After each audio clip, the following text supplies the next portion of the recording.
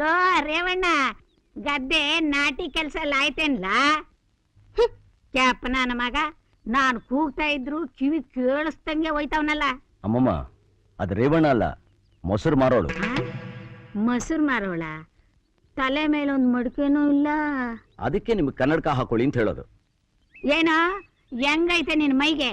ಕನ್ನಡಕ ಹಾಕೊಳ್ದಿದ್ರೆ ನನಗ್ ಕಣ್ ಕಾಣಿಸಲ್ಲ, ನನಗ್ ವಯಸ್ಸಾಗಿದೆ ಅಂತ ಆಡ್ಕೊಂತ ಇದ್ಯಾ?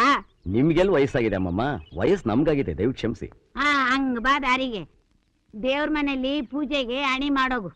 ಸರಿ. ಅಣ್ಣ, ದೊಡ್ಡಣ್ಣ ಹೊಲಿಸಿರೋ ಶರ್ಟು ತುಂಬಾ ಚೆನ್ನಾಗಿದೆ ಅಣ್ಣ. ಹಾ, ತುಂಬಾ ಚೆನ್ನಾಗಿದೆ.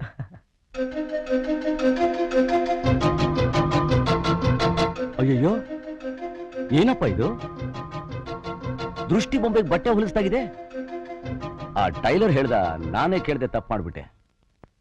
ಇದನ್ನೆಲ್ಲ ಹಾಕೊಂಡು ನೀವು ಹೇಗಪ್ಪ ಹೊರಗಡೆ ಹೋಗ್ತೀರಾ ನೀವು? ಚೇಚೆ, ಅದಕ್ಕೆ ಯಾಕಣ್ಣ ಬೇಜಾರು ಮಾಡ್ಕೋತೀರಾ? ಶರ್ಟ್ ಸರಿಯಾಗೇ ಇದೆ, ನಮ್ಗೆ ಹಾಕೊಳಕ್ ಬಂದಿಲ್ಲ ಅಲ್ವೇನೋ? ಹೌದು, ಅದಕ್ಕೆ ಯಾಕೆ ನೀವು ಯೋಚಿಸ್ತೀರಾ? ಈಗ ನೋಡಿ,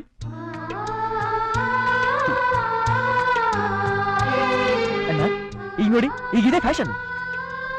ಸರಿ, ಹೋಗಿ ಅಮ್ಮಮ್ಮನ ಹತ್ರ ಆಶೀರ್ವಾದ ತಗೊಳ್ಳಿ.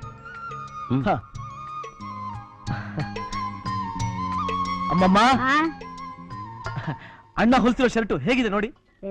ಏನಪ್ಪ, ಏನ್ ಶರ್ಟ್ ಅಂತ ಹೊಲ್ಸಿದ್ದಾನೆ ನಿಮ್ಮಣ್ಣ? ಬೆಳೆಯೋ ಮಕ್ಕಳು ಅಂತ ಇನ್ ಸ್ವಲ್ಪ ದೊಡ್ಡದಾಗಿ ಹೊಲ್ಸ್ಬಾರ್ದ? ಅಮ್ಮಮ್ಮ, ಈಗ ನೋಡಿ, ಆಶೀರ್ವಾದ ಮಾಡಿ. ಚೆನ್ನಾಗಿರಪ್ಪ.